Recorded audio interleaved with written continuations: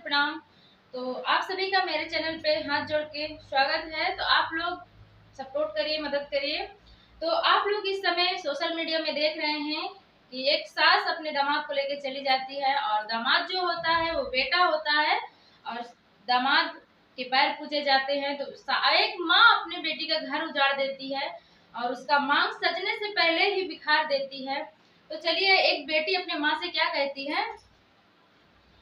कहे गईलू तू अम्मा दामाद लईके, कहे गईलू तू अम्मा दामाद लईके, दामाद लईके हो दामाद लईके, कहे गईलू तू अम्मा दामाद लईके, कहे गईलू तू अम्मा दामाद लईके।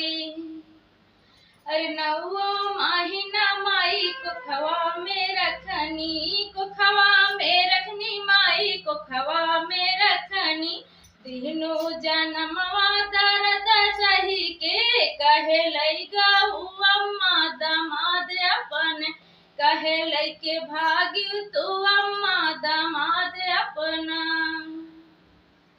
घर बासे से पहले उजाड़ दिहू अम्मा, घर बासे से पहले उजाड़ दिहू अम्मा, कहे लइके तू भाग्य दामाद अम्मा, कहे लइके तू भाग्य दामाद अम्मा। हमर घरवा बासे से पहले उजाड़ दिहू अम्मा, कहे लइके तू भाग्य दामाद अम्मा।